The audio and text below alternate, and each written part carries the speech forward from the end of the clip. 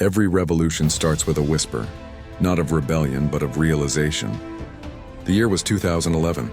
Bitcoin had just introduced the world to decentralized money, but it was slow, volatile, and blind to the needs of the financial system it sought to replace. Behind the noise of mining and ideology, a quiet group of engineers began asking a different question. What if blockchain technology could work with the system instead of against it? That question became the seed of Ripple, a project born not from chaos but from clarity. Its founders didn't dream of destroying banks. They dreamed of connecting them, of building a digital bridge that could move value the way the internet moved information. The idea was simple and radical. Instant, borderless settlement for the entire planet, without middlemen, without friction, without delay. The first prototype wasn't even called Ripple. It was known as Ripple Pay, a peer-to-peer credit network designed to route trust like packets of data. Later, the technology would evolve into the XRP ledger, a faster, cleaner alternative to proof-of-work blockchains. No mining, no energy waste, just consensus reached through agreement, not competition. In those early years, the world wasn't ready. Banks dismissed blockchain as a fad. Regulators couldn't define it, and most of crypto was chasing speculation. But inside a small office in San Francisco, Ripple's engineers were building something that ignored the noise, a bridge asset called XRP, designed to connect every currency on Earth. The vision was breathtaking. A world where euros could meet pesos, yen could meet pounds, and settlements that once took days would clear in seconds. The mission wasn't decentralization for ideology's sake. It was efficiency with purpose. They called it the Internet of Value, a future where money moved as freely as information. Investors came and went. The early community fractured and reformed. Co-founder Jed McCaleb departed to create Stellar, taking part of the original dream with him. But Ripple pressed forward, refining its technology, courting partnerships, and quietly building relationships with banks that once swore off crypto entirely. By 2015, RippleNet had taken shape, a network connecting financial institutions across borders using XRP as the neutral bridge between currencies. For the first time, blockchain wasn't just a theory, it was a tool. And while Bitcoin's story was told in headlines about price, Ripple's was told in corridors of power, compliance meetings, pilot programs, and international partnerships. But with every innovation came suspicion. How could a private company run a cryptocurrency and still claim decentralization? How could an asset built for banks survive in a world that celebrated rebellion? Ripple stood between two worlds, too regulated for crypto, too crypto for regulators. It was a delicate balance that would define its destiny. The same system Ripple sought to modernize would soon turn against it. Regulators moved in, lawsuits followed, and headlines painted the company as the villain of its own vision. For years, Ripple fought not only for survival but for definition. What exactly was XRP? A currency? A commodity? A security? That battle would change the course of crypto law forever. But before the storm, there was purpose. Before the headlines, there was code. And before Ripple became a courtroom name, it was a collection of idealists trying to fix a global system that had forgotten how to move. This is that story. From the spark that ignited it all to the architecture now connecting the financial world, one transaction at a time. This is Ripple, the system rewritten. Part 1. The rise of XRP began as an idea almost too ambitious for its time. A digital bridge asset designed to connect every currency on Earth. No mining, no middlemen, no waiting, just pure liquidity moving at the speed of information. Bitcoin had shown the world what digital scarcity could do, but it also exposed what it couldn't. Scale. Transactions crawled, fees spiked, energy costs soared. Ripple's founders studied that chaos and saw opportunity, not to copy Bitcoin but to complete it. In 2012, the XRP ledger went live, a new kind of blockchain that reached consensus not through proof of work, but through agreement. A network of validators distributed and synchronized, confirming transactions in 3 to 5 seconds. No miners, no block rewards, no waiting for confirmations. It was money redesigned for motion. The token at its core, XRP, wasn't meant to replace fiat currencies. It was meant to connect them. In a world where banks relied on pre-funded accounts and correspondent networks to move money, trillions sat idle every day. Ripple's plan was to unlock that trapped liquidity by using XRP as the bridge, the instant translator between any two forms of value. The timing was bold. Banks were skeptical, regulators uncertain, and crypto's reputation still tangled with speculation and scandal. Yet Ripple persisted, building quietly while others chased headlines. Compliance standards, speed, bit by bit, partners joined. Early payment firms, remittance startups, and regional banks desperate for faster cross-border solutions. For them, Ripple offered something no one else could: real utility. Instead of waiting days for international transfers to settle, transactions now cleared in seconds with settlement finality baked into the ledger itself. By 2015, Ripple's vision had evolved into RippleNet, a global network of financial institutions connected through the XRP ledger. For banks in Asia, the Middle East, and Latin America, it wasn't theory, dear. It was infrastructure. Liquidity no longer needed to be parked in multiple currencies. One bridge could handle them all. Then came the first live corridors. XRP used to move money between Mexico and the Philippines, Japan and the United States, Europe and South America. What once required multiple banks, middlemen, and waiting now required one thing: trust in a line of code. For the crypto community, it was a paradox. How could a coin designed for banks be part of the movement meant to replace them? But Ripple's mission was never rebellion. It was connection, to make finance function the way the internet already did. As XRP adoption grew, so did attention. Its price soared with the market, but Ripple kept steering the conversation away from speculation and back toward utility. They launched on-demand liquidity, ODL, a system using XRP to replace pre-funded accounts in cross-border payments. For businesses, it was a breakthrough. Capital once locked in Nostro accounts could finally move freely again. By 2018, Ripple had signed over 100 banking partners. Conferences buzzed with talk of instant settlement, real-time remittance, and liquidity as a service. The bridge asset that once seemed futuristic had become operational reality. Yet with success came scrutiny. Traditional finance feared disruption.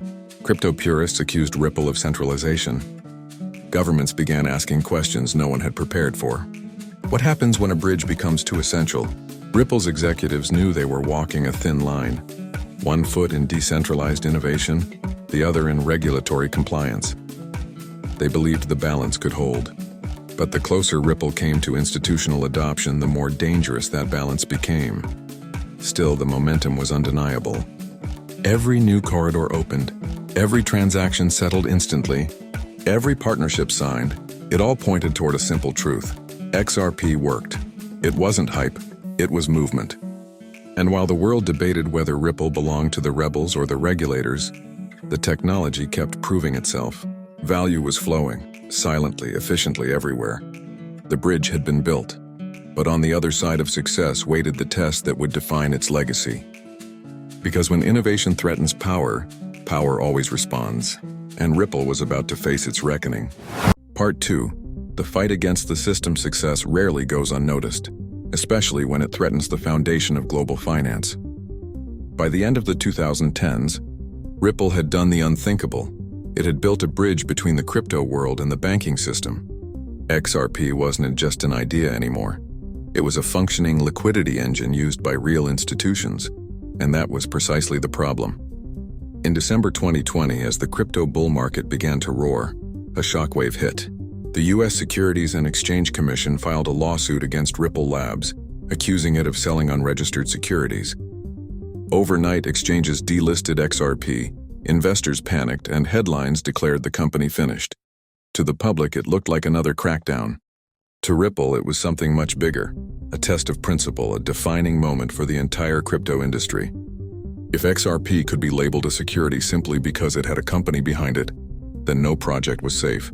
Behind closed doors, Ripple's legal team went to war. For years, they had operated under the belief that XRP, like Bitcoin or Ethereum, was a digital currency, not an investment contract. The case wasn't just about Ripple's future. It was about the line between innovation and regulation itself. While the lawsuit raged, Ripple refused to fold. They kept building. Offices in London, Singapore, and Dubai expanded. Partnerships in Asia and the Middle East grew stronger. The company began proving a point the courtroom couldn't silence. Utility doesn't stop for politics. For the XRP community, millions of holders and believers around the world, it became a movement. Hashtags trended daily. Videos went viral. Ordinary people studied legal documents, filed amicus briefs, and turned a lawsuit into a global campaign for financial fairness. It wasn't just about a coin anymore. It was about what kind of future money would have, one controlled by gatekeepers or one guided by code. Inside the courtroom, the battle turned on definitions older than the blockchain itself. What is a security? What defines an investment contract? Ripple's lawyers argued that XRP was never a promise of profit. It was a utility token, used to move value, not sell shares. The SEC countered that Ripple's sales funded operations, creating investor expectations. For years, the case dragged on. Motions, delays, sealed evidence. Meanwhile, Ripple's executives traveled the world meeting regulators who saw things differently. In Japan, the UK, Singapore, and the UAE, XRP was classified as a currency. The United States stood alone. Then, in 2023, the world finally got its answer. Judge Annalisa Torres ruled that XRP itself is not a security. In one sentence, the fog lifted. The ruling didn't just vindicate Ripple, it reshaped US crypto law overnight. For the first time, a digital asset with real-world use had defeated the system built to contain it. Markets surged. Exchanges relisted XRP. The community erupted. But inside Ripple's headquarters, celebration was short-lived. Because the victory wasn't just freedom, it was responsibility. Now they had clarity. Now they had to build the future they had fought for. Behind the headlines, another transformation was already underway. Ripple had been preparing for this moment for years, building new corridors, expanding tokenization projects, and quietly designing a second pillar to complement XRP's liquidity power. They called it RLUSD, Ripple's dollar stablecoin, a digital representation of the US dollar, backed 1.1, built to bring stability to the same network XRP made liquid. The timing was poetic. After surviving the most public regulatory storm in crypto history, Ripple would now introduce the most compliant, transparent asset ever designed for institutions. From rebellion to regulation, from resistance to recognition, Ripple had won its battle, but now the real war began, proving that crypto could not only exist within the system, but become the system itself. Part 3, From Survival to Strategy. When the dust settled from the SEC battle, Ripple didn't just survive, it evolved. The years of litigation had forged the company into something sharper, more disciplined, and far more strategic. What had once been seen as a crypto startup now stood as a global financial technology firm, with the legal clarity to move forward where others hesitated. The victory wasn't the end of the story. It was the green light. While the industry celebrated court rulings and exchange relistings, Ripple's leadership was already deep in motion. The strategy was no longer about defending what XRP was. It was about proving what it could do. Their first move, expansion. RippleNet's corridors multiplied, connecting over 70 countries through banking partners and licensed payment providers. Their on-demand liquidity system, powered by XRP, became one of the fastest-growing cross-border settlement solutions on Earth. What took swift days could now be done in seconds, 24/7, with transparent costs and guaranteed finality. In Southeast Asia, banks began using XRP for instant remittance settlements between nations. In the Middle East, RippleNet linked regional payment systems into a single network. In Africa, small businesses finally gained access to liquidity channels that once required global intermediaries. The revolution wasn't loud, it was efficient. Behind the scenes, Ripple's team of engineers continued refining the XRP ledger, ensuring it could handle not just payments, but tokenization, the process of representing real-world assets on-chain. Real estate, carbon credits, securities, and commodities. Each one a potential trillion-dollar market waiting for instant settlement. Ripple was positioning XRP not just as a bridge for currency, but as the bridge for everything of value. But technology alone wasn't enough. Ripple knew that if they wanted to build the world's new financial backbone, they needed partners, not rebels. So they began working directly with governments, central banks, and financial regulators across continents. Their goal wasn't to replace fiat currency, it was to modernize it. Ripple's focus turned toward CBDCs, central bank digital currencies. The irony wasn't that he lost on anyone. A company once accused of selling unregistered securities was now helping governments design the digital money of the future. Pilot programs launched quietly in Bhutan, Palau, and other nations exploring tokenized finance. Each pilot revealed the same truth. Ripple's technology could provide the infrastructure governments lacked. Then came the next leap: enterprise-grade liquidity tools. Ripple introduced products that allowed banks to hold, convert, and send digital assets seamlessly, treating crypto not as competition, but as infrastructure. The same rails that moved XRP could also move tokenized dollars, euros, and stable assets. Everything interoperable, everything connected. The transition from defense to dominance was complete. Ripple had become the quiet backbone of a system few even realized was being rebuilt. But inside Ripple's strategy room, a bigger picture was forming. They knew the Internet of Value couldn't run on volatility alone. It needed stability, a foundation of trust as reliable as the fiat systems it sought to upgrade. That realization led to the most important announcement in Ripple AS history since XRP itself: the creation of RLUSD, Ripple AS dollar stablecoin. RLUSD would be the anchor to XRP's motion, the stable counterpart in Ripple AS dual asset ecosystem. Where XRP handled real-time liquidity, RLUSD would settle value with regulatory-grade assurance. Together they would form the world's first hybrid monetary infrastructure. One asset for movement, one for trust. The timing was precise. While most stablecoins faced scrutiny over transparency and reserves, Ripple designed RLUSD to be auditable, fully backed, and compliant from day one. It wasn't built for speculation, it was built for infrastructure. From defense to design, from chaos to clarity, Ripple had evolved beyond survival. The company that once fought for legitimacy was now building the framework for a new financial system. The plan was unfolding, and the world was starting to notice. Because Ripple wasn't just connecting banks anymore, it was quietly connecting nations.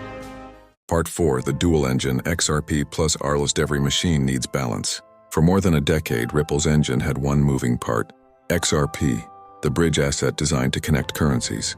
It was fast, efficient, and borderless, but it lacked one crucial counterweight: stability.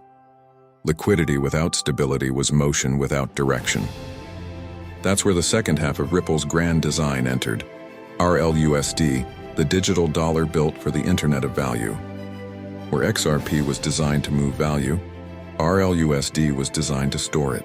Together, they formed a dual asset system that could finally solve the global payments puzzle. How to move trillions instantly without volatility, without friction, without trust issues.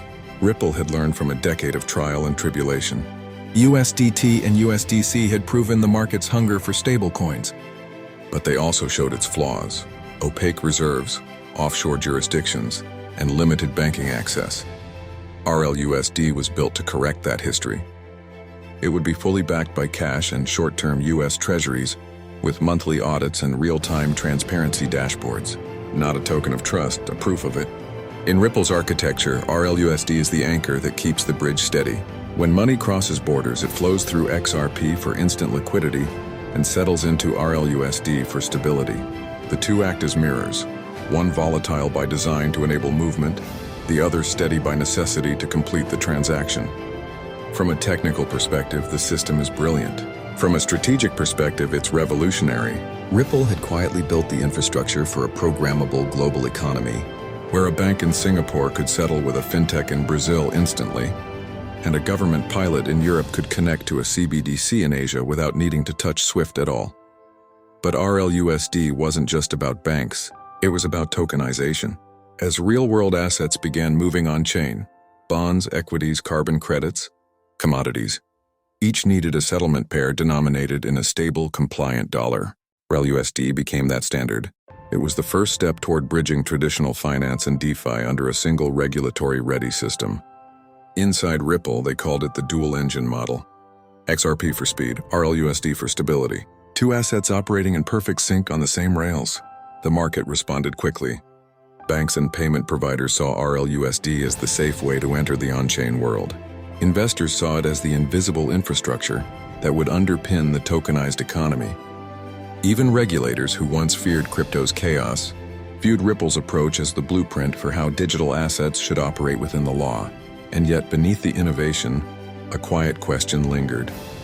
If one company could power the liquidity and stability of global finance, who would hold the keys? Was Ripple creating a neutral network for the world, or a single rail everyone must use? Ripple's leaders insisted the system was open and interoperable. Their goal wasn't control, and it was connection. Every new corridor, every CBDC pilot, every tokenization partnership was another proof point that the Internet of Value was no longer theory. It was becoming reality. By the late 2020s, Ripple's dual-engine system had quietly woven itself into the fabric of modern finance. From government settlements to carbon markets to cross-border trade, value was moving across Ripple's rails without anyone needing to know what powered it. That was the ultimate achievement, when the revolution becomes invisible. But the story wasn't finished.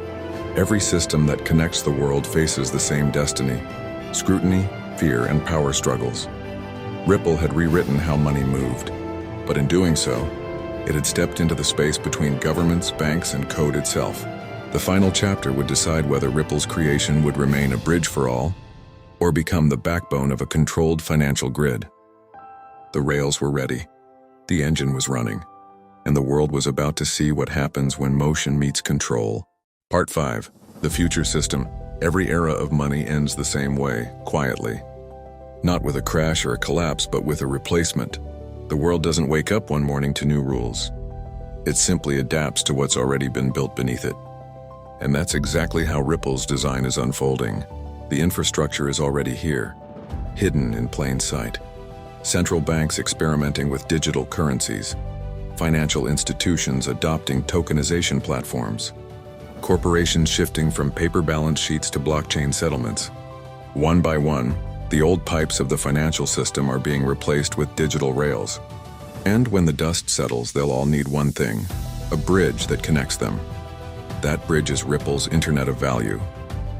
In this new financial ecosystem, XRP serves as the universal translator, converting value instantly between currencies, commodities, and digital assets. RLUSD, the compliant stable anchor, provides the trust layer, ensuring everything that moves across those rails settles in a stable form of value. Together, they form the silent operating system of the digital economy. Ripple's strategy is no longer theoretical.